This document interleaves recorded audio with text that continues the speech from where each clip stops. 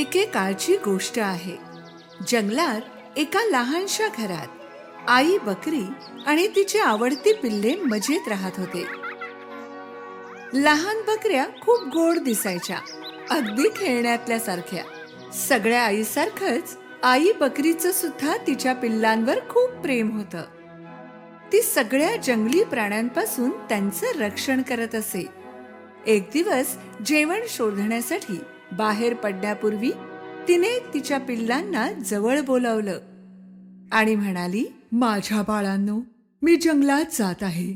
कुणासाठीही दरवाजा उघडू नका. जर कोल्हा घरात आला तर तो आपल्या सगळ्यांना खाऊन टाकेल. तो वेषांतर करून तुम्हाला फसवू पाहिल. मग आम्ही त्याला ओळखायचं कसं? कोल्ह्याचा आवाज खूप घोगरा आहे आणि माझा आवाज गोड आहे, म्हणून जर घोगरा आणि जाडा आवाज आला तर समजा की तोच आहे.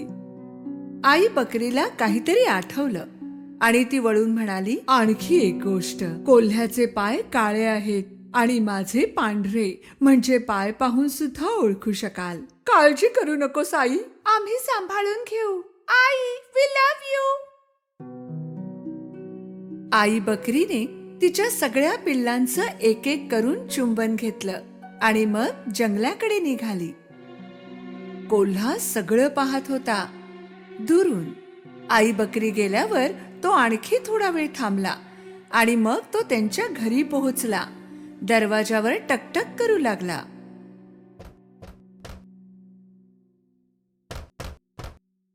कोण आहे बाहेर? माझ्या बाळांनो, चला दरवाजा उघडा. बघा, आईने तुमच्यासाठी खायला आणलंय.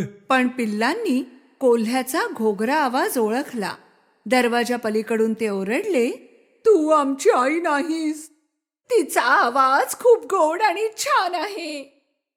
तू आम्हाला मूर्ख नाही बनवू शकत कोल्ह्या. कोल्ह्याला खूप राग आला, कारण तो बकरीच्या पिल्लांना फसवू शकला नाही. तेव्हा त्याने एक खडूचा तुकडा खाल्ला. आता त्याचा आवाज थोडा गोड झाला होता. तो पुन्हा त्यांच्या घरी गेला आणि दरवाजा वाजवला. यावेळी कोल्ह्याने त्याच्या गोड आवाजात हाक मारली, माझ्या बाळांनो, दरवाजा उघडा. मी तुमची आई आहे. मी सगळ्यांसाठी खायला आणलंय. यावेळी गोड आवाज ऐकून पिल्लांना वाटलं की हा त्यांच्या आईचाच आवाज आहे. दरवाजा उघडणार इतक्यात त्यांच्यापैकी एक ओरडला, आधी दरवाजाच्या खालून पाय पाहूया. जेव्हा त्यांनी पाहिलं तेव्हा कोल्ह्याचे काळे पाय दिसले. सगळे ओरडले, आम्ही दरवाजा उघडणार नाही. आईचे पाय तर काळे नाहीत, तिचे पाय गोरे आहेत. तू कोल्हा आहेस. आपला राग गिळून कोल्हा तेथून निघाला. आता तो एका बेकरीत गेला. बेकरीवाला कोल्ह्याला पाहून चकित झाला. मी आता शाकाहारी बनलो आहे. आता मी पेस्ट्री खाणार आहे. थोडंसं पीठ द्याल का? कोल्हा बेकरीतून पीठ घेऊन निघाला. घराच्या जवळ त्याने पीठ त्याच्या पायांवर लावलं. आता त्याचे पाय पांढरे झाले होते. आता तिसऱ्यांदा चतुर कोल्ह्याने दरवाजा वाजवला. माझ्या बाळांनो, दरवाजा उघडा. मी तुमची आई आहे. मी सगळ्यांसाठी खायला आणलंय.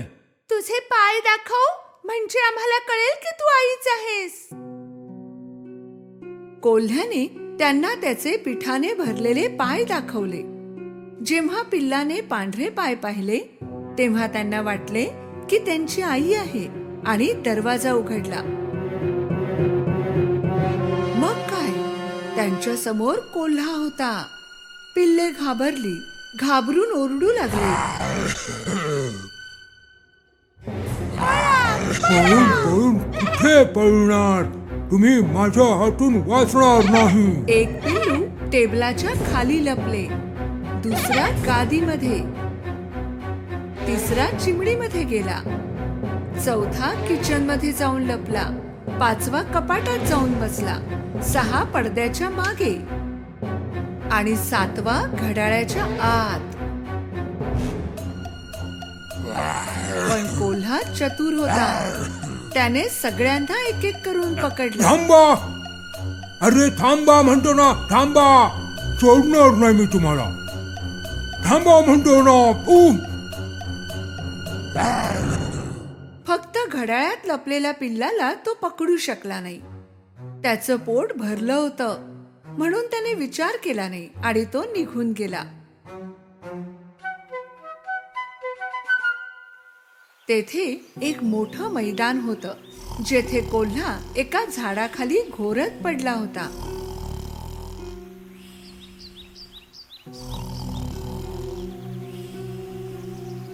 थोड्या वेळाने आई बकरी घरी पोहोचली. दरवाजा उघडा पाहून ती समजली की काहीतरी झालं आहे आणि ती ओरडू लागली.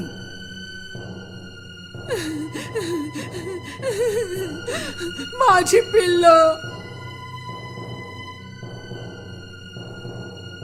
घरात आल्यावर ती घाबरली. सगळं सामान विखुरलं होतं. पडदे फाटलेले होते. गादी विखुरली होती. उषा आणि चादरी इकडे तिकडे पडल्या होत्या. आई बकरी तिच्या पिल्लांना कुठेच शोधू शकली नाही. एक एक करून नावांनी हाका सुद्धा मारल्या, पण कोणीच मिळालं नाही. मग 7व्याचं नाव घेतलं तेव्हा एक आवाज आला. मी घड्याळाच्या आत आहे आई. आई बकरी ताबडतोब त्या घड्याळाजवळ पोहोचली आणि तेथून आपल्या पिल्लाला बाहेर काढून मिठी मारली. पिल्लाने आईला सगळी कहाणी सांगितली. कोल्हा आला होता वेश बदलून. आम्हाला वाटलं की तू आहेस. त्याने माझ्या सगळ्या भावांना खाऊन टाकलं.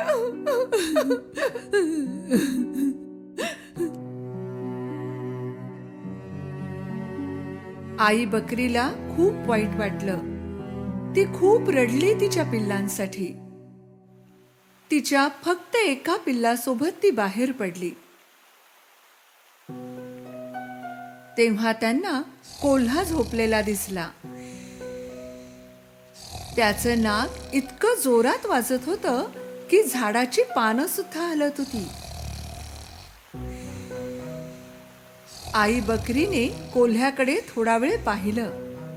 तिला दिसलं की त्याच्या पोटात काहीतरी हलत आहे. अरे देवा, मला वाटतंय माझी पिल्ले त्याच्या पोटात जिवंत आहेत. तिने एक योजना आखली. घरून माझ्यासाठी एक सुई, धागा आणि कात्री घेऊन ये. पिल्लू घरी जाऊ लागलं तेव्हा आई बकरीने 6 मोठे दगड गोळा केले. थोड्या वेळात पिल्लू सुई, धागा आणि कात्री घेऊन आलं. आई बकरीने कोल्ह्याचं पोट कापलं. तिला वरच तिचं एक पिल्लू दिसलं आणि बाकीचे पण एकानंतर एक दिसले. सगळे सुरक्षित होते. आई बकरीला खूप आनंद झाला. सगळ्या पिल्लांनी आईला मिठी मारली. आई, आई, वी लव्ह यू.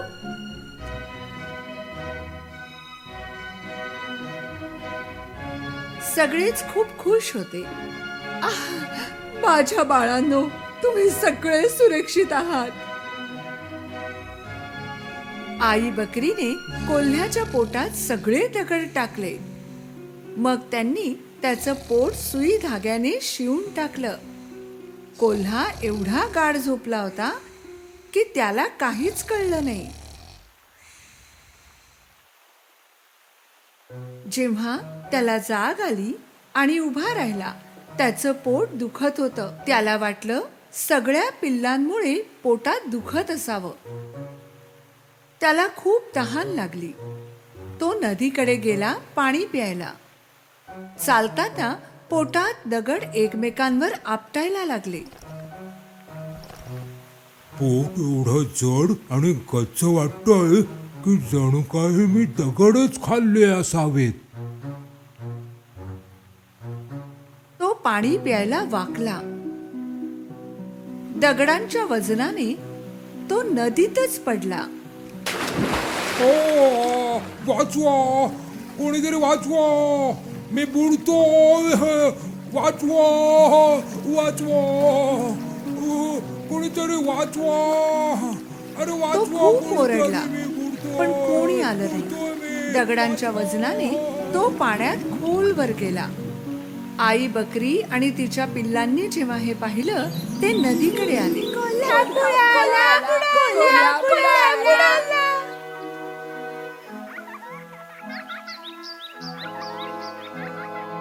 सगळे आनंदाने नाचू लागले. त्या दिवसापासून आई बकरी आणि तिच्या 7ही पिल्लांना शांत आणि आनंदी जीवन मिळाले.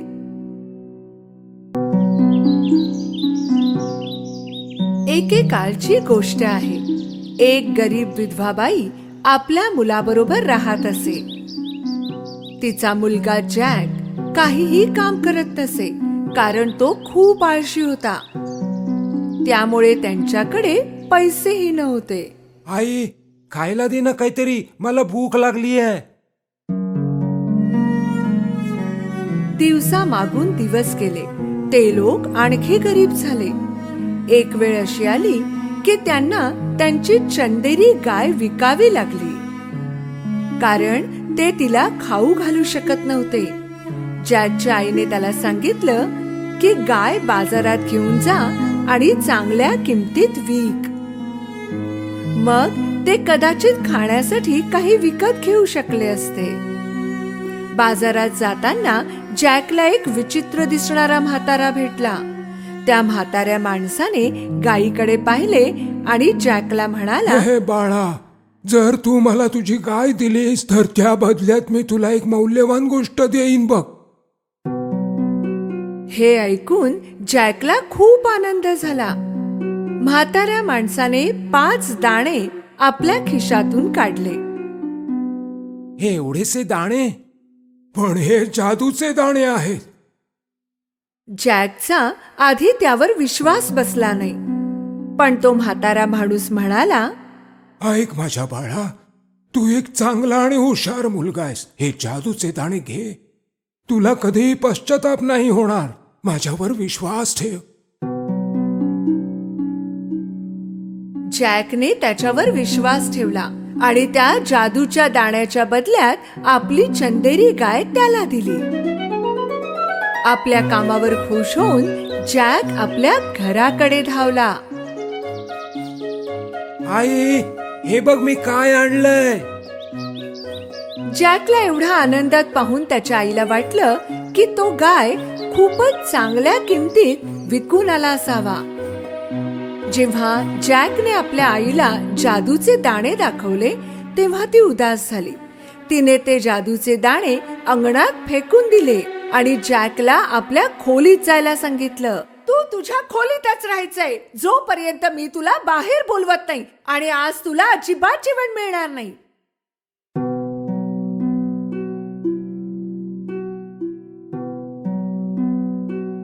सकाळी जॅकने आपल्या खिडकी बाहेर डोकावलं तेव्हा तो चकित झाला. त्यांच्या खोलीच्या खिडकीतून त्याने पाहिलं की एक रोपटं खूप वेगाने वाढत होतं. हे ना सर्वसाधारण झाड होतं ना एखादं फूल. हे जादूच्या दाण्याचं झाड होतं. जॅकने त्या विशाल दाण्याच्या झाडावर उडी मारली. त्याच्या वेड्या वाकड्या पानांवर शिडीप्रमाणे चढू लागला.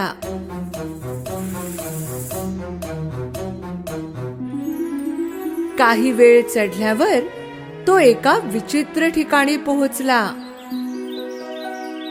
तेथे सगळं काही मोठं होतं. त्याने एक फुलांनी बहरलेला रस्ता पाहिला, ज्याच्या तटावर एक मोठं घर होतं. जॅक घराजवळ पोहोचला आणि त्याने दार वाजवलं. एका विशाल महिलेने आतून उत्तर दिलं. मी तुम्हाला विचारणार होतो की तुमच्याकडे काही खायला मिळेल. हो आहे, पण तुला माझा नवरा येण्या अगोदर इथून निघून जावं लागेल, कारण माझ्या नवऱ्याला लहान मुले खूप आवडतात आणि तो त्यांना खाऊन टाकतो. जॅक खूप घाबरला होता, पण तेवढाच भुकेलेलाही होता. जसा तो खाण्यासाठी टेबलावर बसला त्याने ऐकलं की कोणीतरी खोल आवाजात बाहेर बोलत होतं. मला मुलाचा वास येतोय, कच्चा वा पक्का कसाही चालेल, मी त्याला शोधेन. हो हो हो. त्या बाईने जॅकला हाक मारली, आत्ताच्या आत्ता ओव्हन मध्ये जाऊन लप बाळा. जॅक ओव्हन मध्ये जाऊन लपून बसला. तो राक्षस किचन मध्ये येऊन वास घेऊ लागला. मला मुलाचा वास येतोय. तुम्ही हे काय बोलताय? तुम्हाला त्या मांसाचा वास येत असेल जे मी काल मांजरीला खाऊ घातलं होतं. जेवण झाल्यानंतर तो राक्षस आपलं सोनं मोजू लागला.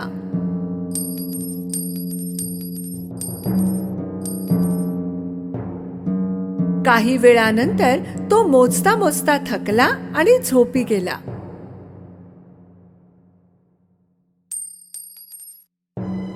जॅक ओव्हन मधून बाहेर आला आणि त्याने सोन्याची बॅग उचलली.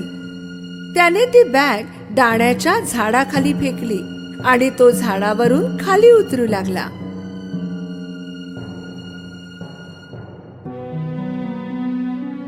त्याने ती सोन्याने भरलेली बॅग उचलली आणि धावत घरात गेला.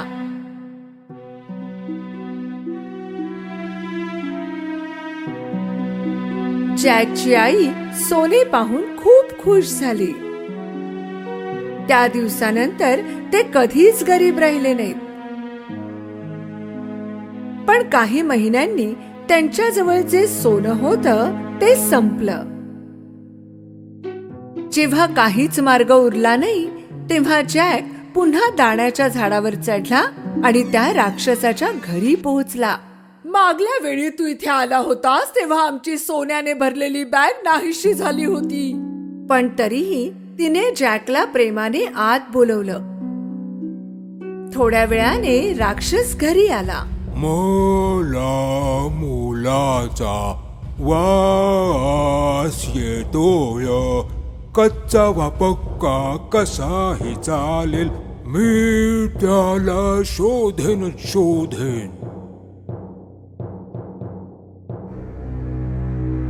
राक्षसाचा आवाज ऐकताच जॅक ओव्हन मध्ये जाऊन लपला.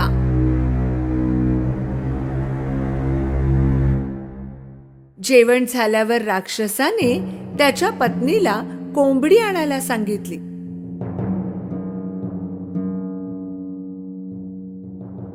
जेव्हा पत्नीने कोंबडी आणली तेव्हा त्याने कोंबडीला अंडे देण्यास सांगितलं. जॅकला हे पाहून आश्चर्य वाटलं की त्या कोंबडीने सोन्याचं अंड दिलं.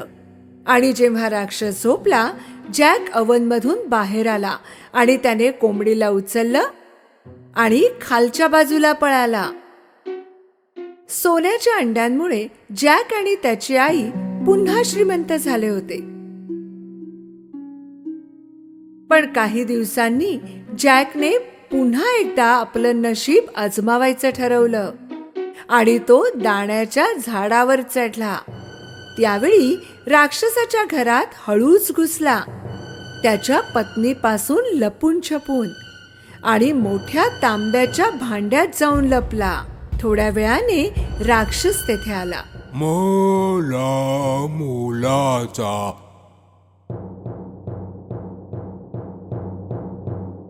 वास येतोय, कच्चा वा पक्का कसाही चालेल, मी त्याला शोधेन. यावेळी राक्षसाच्या बायकोने जॅकला पकडायचं ठरवलं. जर एखादा मुलगा असेल तर ओव्हन मध्ये असेल. जॅक दुसरीकडे लपला होता. राक्षस आणि त्याच्या बायकोने संपूर्ण घर शोधलं पण त्यांना जॅक सापडला नाही.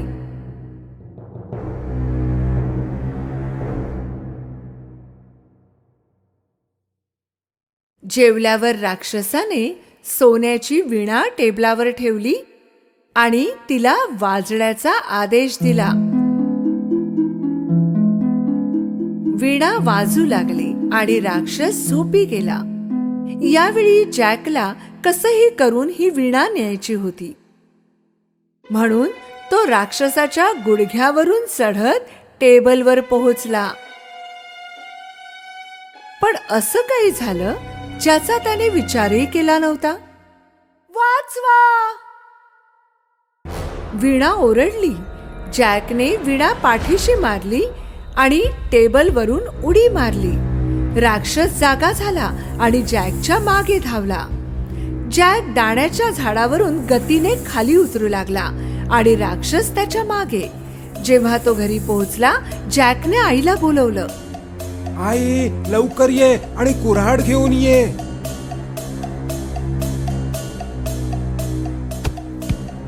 त्यांनी दाण्याचं झाड कापायला सुरुवात केली.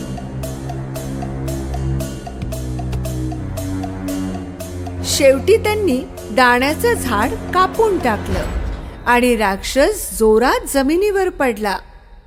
ते दोघे राक्षसापासून सुरक्षित होते. नशीब आपलं, आपण वाचलो.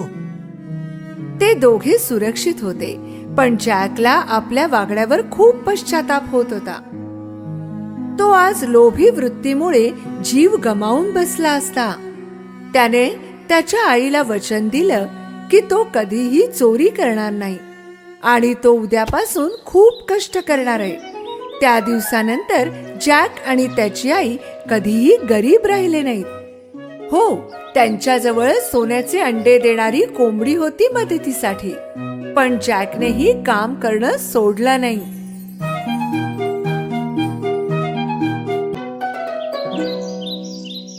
खूप वर्षांपूर्वी एक चक्कीवाला त्याच्या सुंदर मुलीसोबत राहत असे. चक्कीवाल्याने नेहमीच खूप श्रीमंत होण्याचं स्वप्न पाहिलं होतं. याच कारणामुळे तो आजूबाजूच्या लोकांशी खूप खोटं बोलायचा. त्याच्या प्रसिद्ध कथा राजापर्यंत पोहोचल्या होत्या.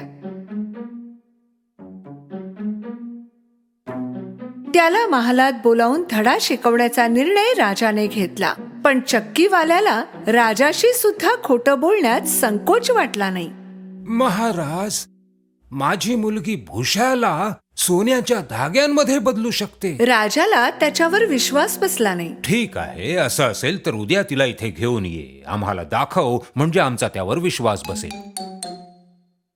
जेव्हा चक्कीवाल्याने ही गोष्ट मुलीला सांगितली तेव्हा तिला खूप राग आला. बाबा, तुम्ही पुन्हा खोटे बोललात, आता मी काय करू?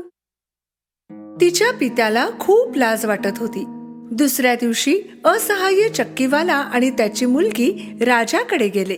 राजा मुलीला एका खोलीत घेऊन गेला. खोलीमध्ये एक चरखा आणि भुशाने भरलेली एक टोपली ठेवली होती. सूर्योदय होईपर्यंत सर्व भुशाचं रूपांतर सोन्यामध्ये कर. जर तू करू शकले नाहीस तर तुला खूप मोठी शिक्षा मिळेल. राजाने चक्कीवाल्याला बंद करून ठेवलं आणि मुलीसाठी 2 पहारेकरी ठेवले. मुलीने भुसा आणि चरख्याकडे पाहिलं आणि ती रडू लागली. ओ बाबा. अचानक खोलीत एक प्रकाश दिसला. जेव्हा प्रकाश अदृश्य झाला तेव्हा एक लहानसा कुरूप बुटका प्रकट झाला. मुलीने आश्चर्याने बुटक्याकडे पाहिलं. तू का बरं रडते आहेस? राजाची इच्छा आहे की मी या भुशाचं सोन्यात रूपांतर करावं, पण मी हे नाही करू शकत. तुझ्यासाठी मी हे करू शकतो, पण त्या बदल्यात तू मला काय देऊ शकतेस? मुलीने आपल्या गळ्यातला हार बुटक्याला दिला. बुटक्याला हार मिळाल्याबरोबर तो चरख्यासमोर बसला आणि भुसा फिरवू लागला. चक्र 4ही बाजूंनी फिरू लागल्यावर चरखा सोन्याच्या धाग्यांनी भरू लागला. थोड्याच वेळात बुटक्याने सर्व भुशाचे सोने केले आणि जसा प्रकट झाला होता तसाच अदृश्य झाला. आता सकाळ झाली होती. राजाने खोलीत प्रवेश केला. त्याने सोनं पाहिलं आणि आश्चर्यचकित झाला.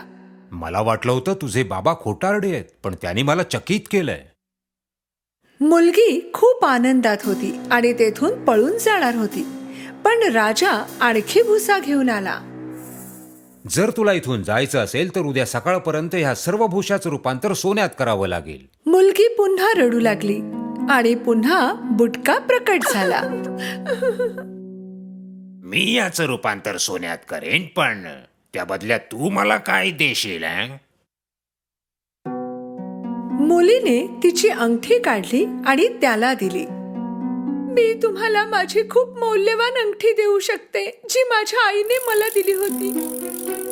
बुटक्याला अंगठी मिळाली आणि त्याने चरखा चालवायला सुरुवात केली. चक्र गोल गोल फिरू लागले आणि चरखा सोन्याने भरू लागला. सकाळपर्यंत सर्व काम झालं. टोपली सोन्याने भरली होती. राजाने खोलीत प्रवेश केला आणि सोने पाहून खुश झाला. यावेळी त्याने भुशाने पूर्ण खोली भरून टाकली.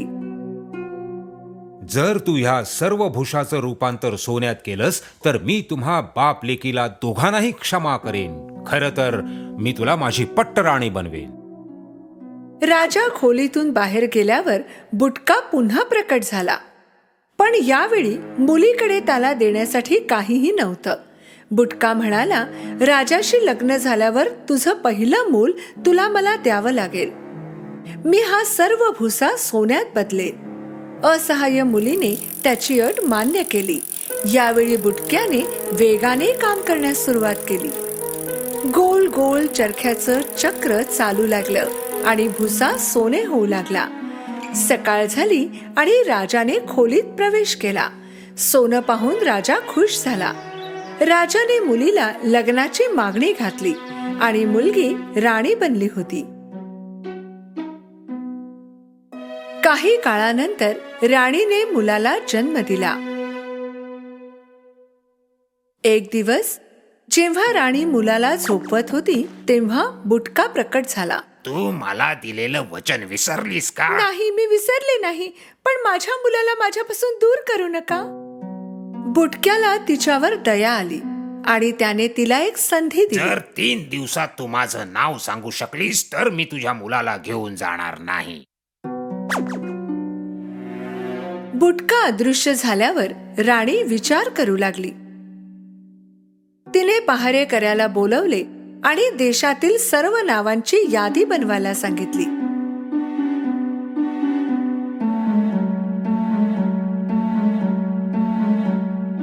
पहारेकऱ्याने सकाळपर्यंत कागदावर सर्व नावांची यादी तयार केली आणि राणीला दिली. सकाळी पुन्हा एकदा बुटका प्रकट झाला आणि त्याने राणीला विचारलं त्याचं नाव काय आहे. राणीने कागदावर लिहिलेली सर्व नावं वाचायला सुरुवात केली. तू डेव्हिड आहेस? नाही. रॉबर्ट? नाही. टॉम? नाही. पीटर? नाही. राणीने सर्व नावं वाचली. मग बुटका म्हणाला, यापैकी एकही नाही. मी आता परत जातोय, पण उद्या पुन्हा येईन. आणि बुटका अदृश्य झाला. राणीने पहारेकऱ्याला बोलवलं आणि यावेळी शेजारील राज्यातील नावांची यादी बनवायला सांगितली.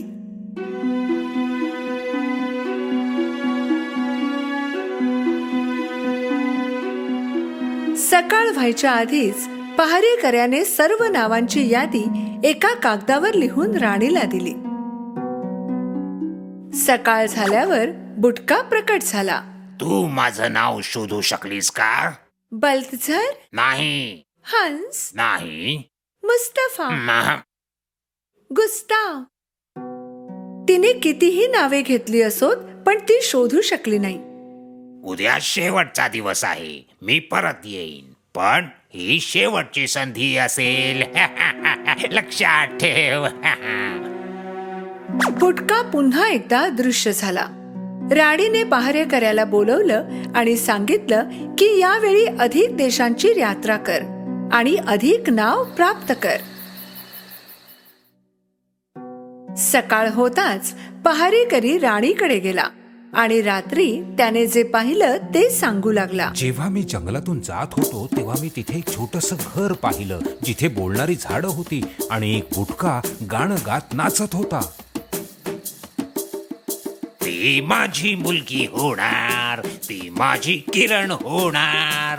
आता माझ्या प्रतीक्षेची वेळ संपेल. माझे नाव रंपलस्टिल्टस्किन. राणी हे ऐकून खूप खुश झाली. सकाळ झाली आणि बुटका प्रकट झाला. जेव्हा त्याने राणीला विचारलं की त्याचं नाव काय आहे, राणीने असं दाखवलं की जसं तिला नाव माहित नाही आणि काही वेगळीच नावे घेतली. आपली मान हलवत बुटका नाही नाही म्हणत राहिला. जसजशी राणीची नावे चुकत होती तो खुश होत होता.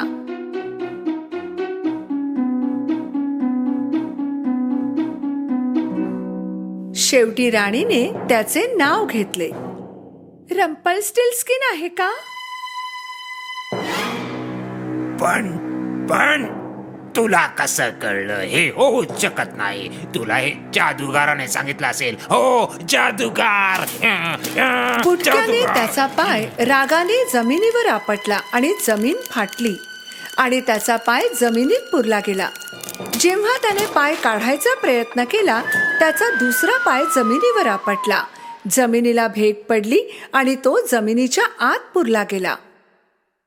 शेवटी राणीची हपापलेल्या बुटक्यापासून सुटका झाली. राणी राजाकडे गेली आणि प्रामाणिकपणे जे काही झालं ते राजाला सांगितलं. राजाला राणीचा पश्चाताप दिसला आणि त्याने राणीला क्षमा केली. तिचे पिता शिक्षेला पात्र आहेत असा विचार करून राजाने त्याला राज्यापासून दूर पाठवून शिक्षा केली.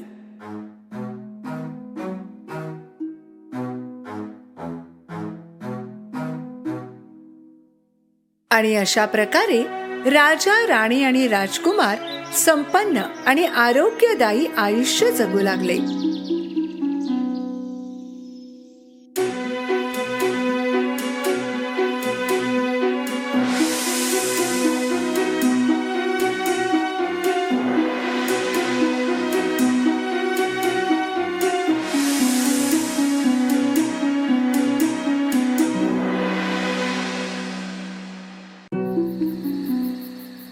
खूप वर्षांपूर्वी आमच्या घरापासून थोड्याच अंतरावर एक डार्लिंग कुटुंब राहत असे.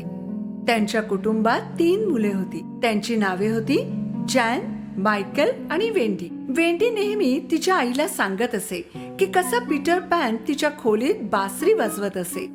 तिची आई तिला नेहमी म्हणायची की या सर्व तिच्या कल्पना आहेत, पण खोलीत पाने पडलेली असायची त्यामुळे ती गोंधळून जायची. वेंडी नेहमी म्हणायची की पाने पीटर पॅन मधून पडतात. एका रात्री जेव्हा त्यांचे आई बाबा बाहेर गेले होते, त्यांनी मुलांना घरात एकटंच ठेवलं होतं. जेव्हा त्यांना झोप आली ते झोपी गेले.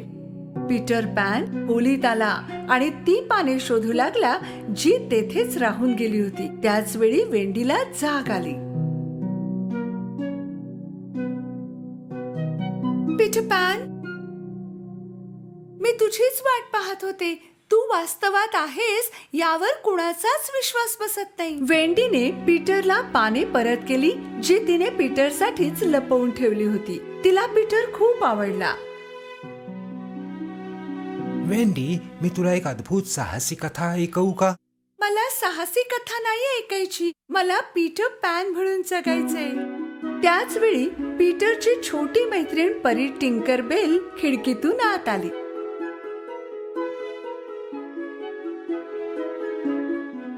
मला वाटलंच होतं तू इथेच भेटशील. तू माझ्याशिवाय एका नव्या साहसाची तयारी करत आहेस का? तुला माहित आहे की तुझ्याशिवाय काही करणं माझ्यासाठी अशक्य आहे. वेंडीने तिच्या भावांना उठवलं. त्यांनी पीटर पॅन आणि टिंकर बेलकडे आश्चर्याने पाहिलं. चला, तुम्ही उडण्यासाठी तयार आहात? टिंकर बेलने पंखावरची धूळ झटकली आणि पंख मिटून घेतले आणि ते हवेत तरंगले. सर्वांनी एकाच वेळी घर सोडलं. मुले लगेचच नेव्हरलँडच्या दिशेने चालले होते.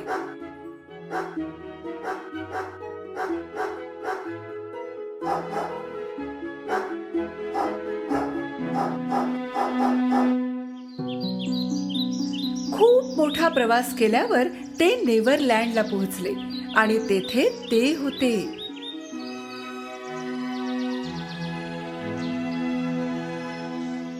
जलपऱ्या,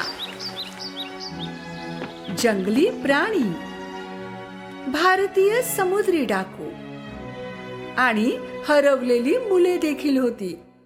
त्या सर्वांमध्ये सगळ्यात भयंकर होते कॅप्टन हुक.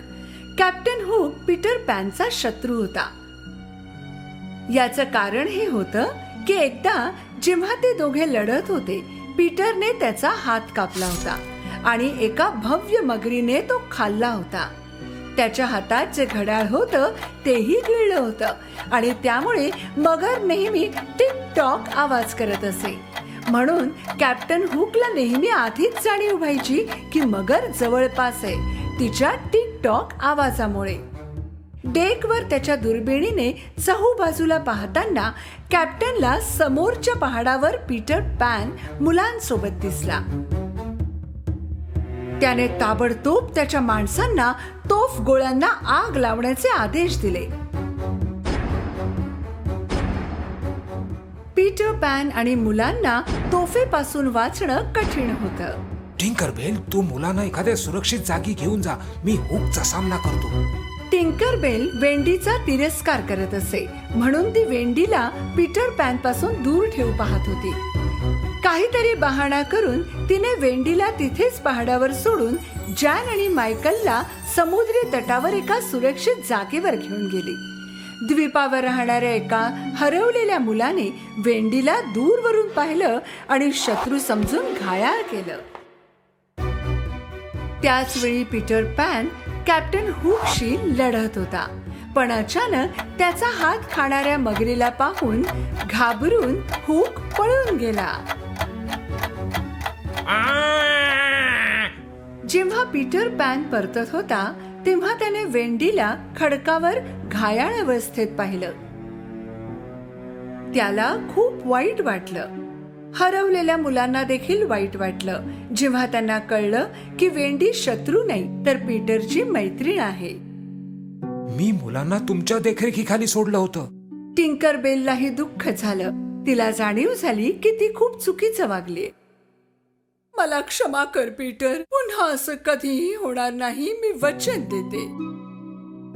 हरवलेल्या मुलांनी वेंडी आणि तिच्या भावंडांसाठी एक छानसं घर बनवलं. रात्री ते सगळे झाडाखाली घरात झोपत असत आणि वेंडीच्या गोष्टी ऐकत असत आणि पीटर घराच्या बाहेर पहारा ठेवत असे.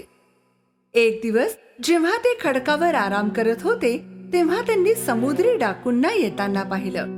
समुद्री डाकूंनी भारतीय प्रमुखांच्या मुलीचं अपहरण केलं होतं. पीटर पॅन आणि मुले प्रमुखाच्या मुलीला वाचवायला गेले. त्यांच्यात आणि समुद्री डाकूंमध्ये एक मोठं युद्ध झालं. शेवटी त्यांनी मुलीला वाचवलं आणि तिला प्रमुखांकडे घेऊन गेले. त्यानंतर भारतीय, पीटर पॅन आणि हरवलेली मुले यांच्यात चांगली मैत्री झाली. एवढंच नाही तर मुख्यमंत्र्यांनी मुलांच्या रक्षणासाठी त्यांच्या 2 श्रेष्ठ माणसांना पीटर पॅन बरोबर राहण्याचे आदेश दिले. साहजिकच कॅप्टन हुक याबाबत रागावले होते. एक दिवस मी तुला हरवेन पीटर पॅन आणि तू वाचू शकणार नाहीस.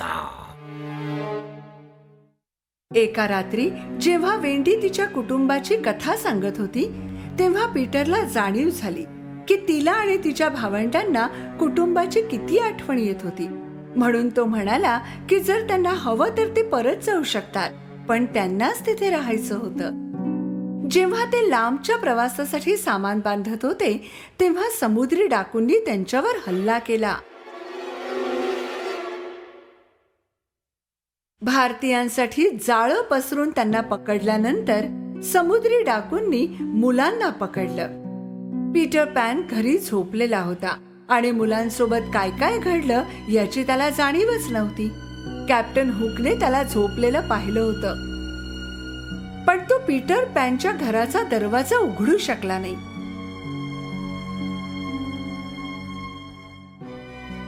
तरीही त्याने सोबत आणलेले विष दरवाजाच्या खाली असलेल्या बाटलीमध्ये भरून ठेवलं, ज्यामुळे पीटर उशिरापर्यंत झोपून राहिला. पीटर पॅन संपूर्ण दिवस झोपून राहिला आणि जेव्हा तो उठला टिंकरबेल खोलीत आली. जे काही मुलांसोबत घडलं ते तिने पीटर पॅनला सांगितल्यावर ते दोघे मुलांना वाचवायला निघून गेले. जेव्हा ते समुद्री डाकूंच्या मुख्यालयावर हॅपी रॉक वर पोहोचले तेव्हा त्यांनी पाहिलं की पहाऱ्यावर कोणीही समुद्री डाकू नव्हता. जेव्हा ते खडकांच्या दुसऱ्या बाजूला गेले तेव्हा तेथील दृश्य पाहून चकित झाले. वेंडी, जॅन, मायकल आणि हरवलेली मुले सगळ्यांना खांबांना बांधलेलं होतं आणि कॅप्टन हुक हातात मशाल घेऊन उभा होता. तुझी शेवटची इच्छा सांग. वेंडी सगळ्यात मोठी होती. तिने बोलायला सुरुवात केली. प्रिय मित्रांनो, माझे शेवटचे शब्द ते असतील जे तुमच्या आईने सांगितले असतील. जर आज ती इथे असती तर म्हणाली असती की घाबरण्याचं कारण नाही आणि धैर्याने मृत्यूला सामोरे जा. साहसी बना. करुणा नेहमी यश मिळवून देते. नेहमी. वेंडीचे शब्द ऐकून कॅप्टन हुकला खूप राग आला. तो तिला जहाजावर घेऊन आला आणि तिला एका मोठ्या खांबाला बांधून ठेवलं. त्याच वेळी पीटर पॅन आणि टिंकर बेल मुलांना वाचवायला तेथे पोहोचले. त्याच वेळी भारतीय आणि त्यांचे प्रमुख देखील तेथे मदतीसाठी आले. पीटर पॅनला खूप आनंद झाला कारण त्यांच्या मदतीनेच त्यांनी मुलांना वाचवले. आता वेंडीला सोडवायची वेळ होती. पीटर पॅन आणि मुले कॅप्टन हुकच्या जहाजावर पोहोचले जेथे मोजकेच समुद्री डाकू वाचलेले होते आणि जेव्हा त्यांना वाटले की त्यांना मार मिळू शकतो त्यांनी जहाजावरून उडी मारली. हुक, लपण्यासाठी जागा नाहीये. समर्पण कर. पीटर पॅन आणि मुलांनी कॅप्टन हुकच्या दिशेने जायला सुरुवात केली जेणेकरून तो मागे मागे जाईल. आणि अचानक त्याने एक आवाज ऐकला. तो आवाज ज्याची त्याला सगळ्यात जास्त दहशत होती. घाबरून कॅप्टनने मागे वळून पाहिलं तर मगर त्याची पाण्यात पडायची वाटच पाहत होती. वाचवा. पापणी लवते न लवते तो नावेच्या दुसऱ्या बाजूला पळाला आणि त्याने पाण्यात उडी घेतली. शक्य तितक्या लवकर त्याने पोहायला सुरुवात केली. पीटर पॅन आणि मुले हसू लागली. त्या क्षणानंतर हुकचे जहाज आता मुलांचे होते आणि त्यांचा कॅप्टन पीटर पॅन होता. आम्ही तुमच्या आदेशासाठी तयार आहोत कॅप्टन पीटर. चला निघूया. मुलांनी दोरखंड खाली उतरवले आणि शिडा आपल्या सर्व शक्तीनिशी उचलली गेली. टिंकर बेल, चला उडूया डार्लिंग कुटुंबाकडे. मुले हे ऐकून खूप खुश झाली. वेंडी, जॅन, मायकल त्यांच्या आई बाबांकडे जाणार होते ज्यांची त्यांना खूप आठवण येत होती. जेव्हा टिंकर बेलने पंखावरची धूळ झटकली अचानक जहाज हवाई जहाज बनले आणि आकाशात उडू लागले. वेंडी घरी जाण्यासाठी आणि त्यांना पीटर पॅन, टिंकर बेल आणि नेव्हरलँड बद्दल सांगण्यासाठी उत्सुक होती. त्या दिवसापासून नेव्हरलँड त्यांचे दुसरे घर होते आणि पीटर पॅन त्यांचा सगळ्यात चांगला मित्र.